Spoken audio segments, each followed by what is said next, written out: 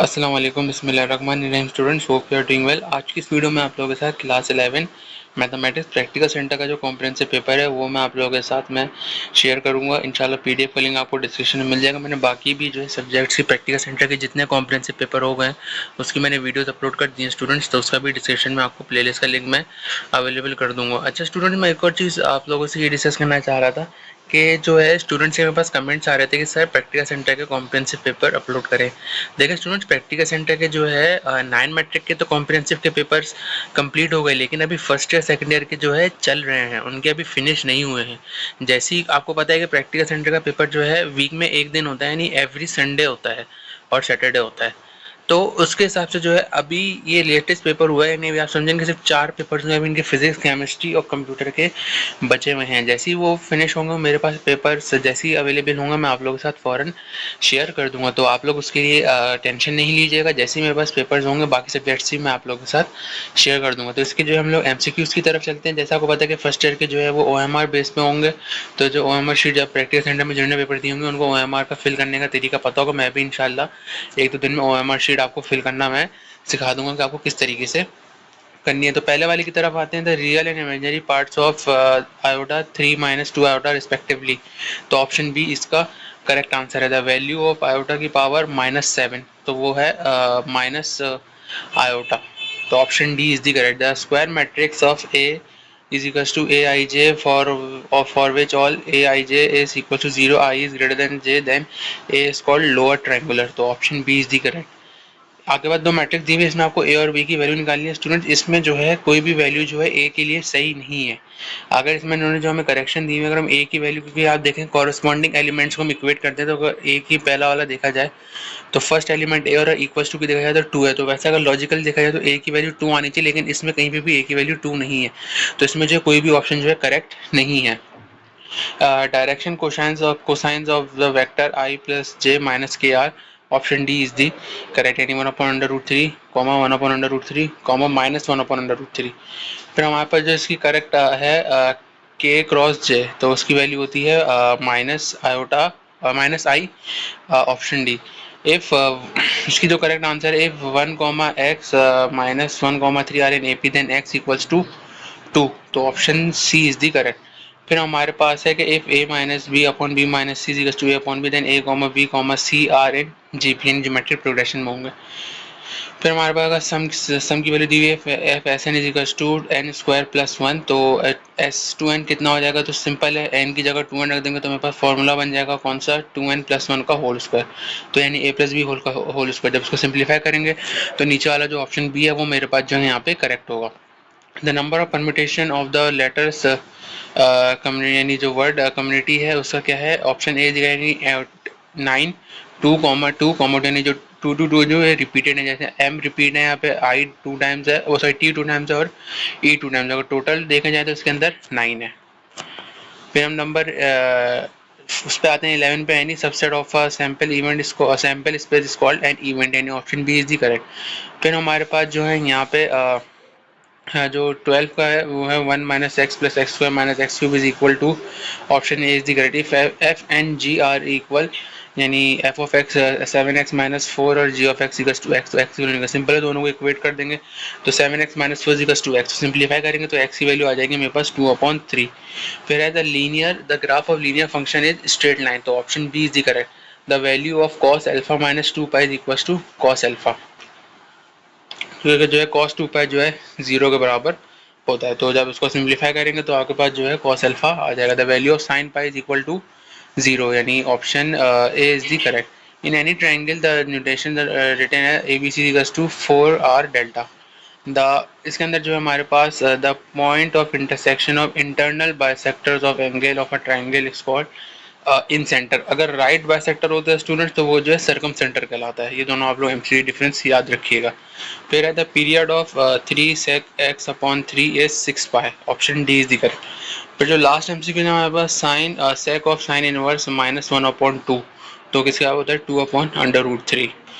ये मेरे पास जो है सेक 60 होता है, यानी साइन 60 का रेसिप्रोकल, तो वो रूट कॉस 60 का रेसिप्रोकल तो वो √3/2 होता है। तो उसका अगर रेसिप्रोकल करेंगे तो 2/√3 आएगा, तो option A is the correct. अब हम जो सेक्शन बी पे चलते हैं, जो यहाँ पर शॉर्ट क्वेश्चन आंसर हैं, उसमें जो है हमारे पास सबसे पहले जो है आपके पास पार्ट्स में चॉइस है। क्वेश्चन नंबर 2 का पार्ट 1, जिसमें आपको रियल और इमेजिनरी पार्ट इसके फाइंड करने हैं।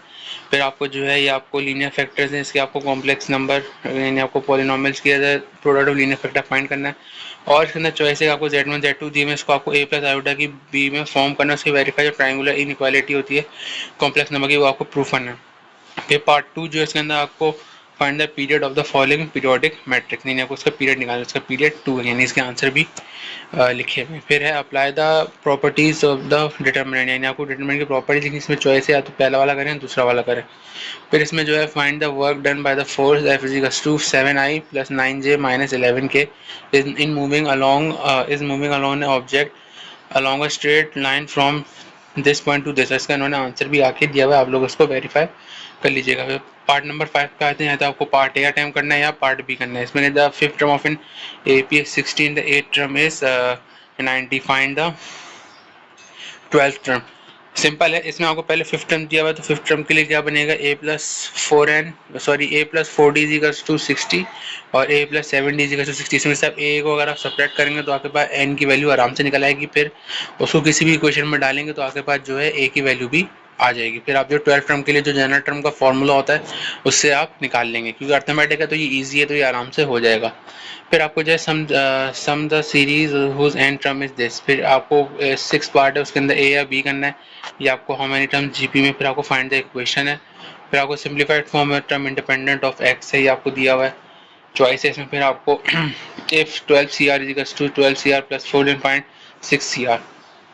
फिर आपको परम्यूटेशन का ऊपर कॉम्बिनेशन का सवाल था। फिर आपको आइदर ये पार्ट नंबर 8 में आइदर a या b करना है। Find the smallest angle of and the area of ABC where a is equals to 6, b is equals to 8 and C is equals to 9.4। तो उन्होंने इधर एंगल बताया था कितना आ रहा है, 36 9.6 आ रहा है, आप उसको वेरीफाई कर लीजिएगा। फिर शो दैट है cos inverse 4/9 is equals to cot inverse 4/√65। फिर पार्ट 9 पे चलते हैं, जिसमें जो आगे अटैम्प्ट क्वेश्चन है, जिसमें आपको मैथमेटिकल इंडक्शन है, दूसरा आपको प्रूफ करना है।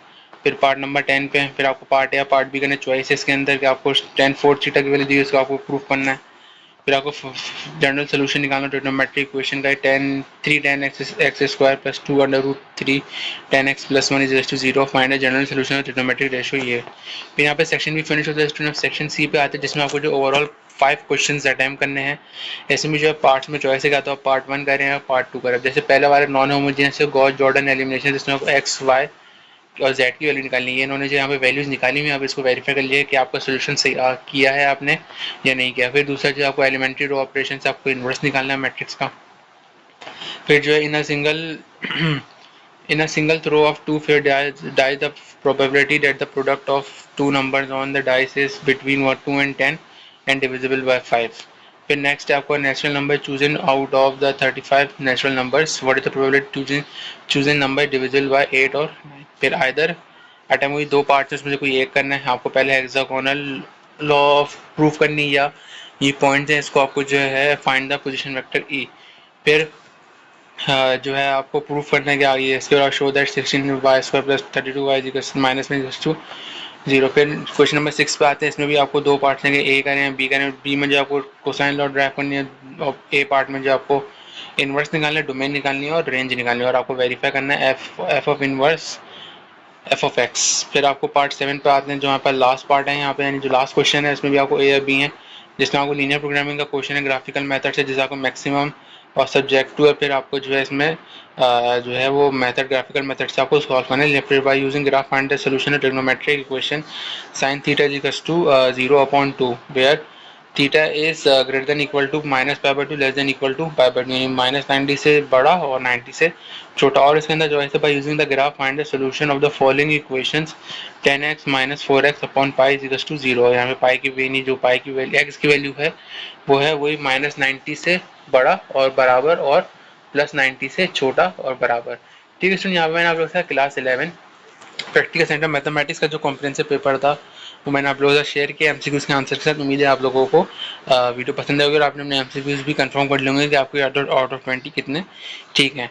तो चैनल को सब्सक्राइब कीजिए लाजमी। 1500 हो चुके हैं स्टूडेंट्स। अब मेरा टारगेट है कि इसको जल्दी से जल्दी मैं 1600, 1700, 2000 तक मैं लेके जाऊँ। तो आप लोग इसको चैनल को सब्सक्राइब मेरे लाजमी कीजिए, बेल आइकन को प्रेस कीजिए, वीडियो को लाइक कीजिए, शेयर कीजिए। कोई कन्फ्यूजन है तो कमेंट या व्हाट्सएप में मुझसे पूछ सकते हैं। मिलते हैं नेक्स्ट वीडियो में इसके और भी सब क्वेश्चन पेपर के MCQs के सोल्यूशन के साथ। अपना ख्याल रखिएगा। अल्लाह हाफ़िज़।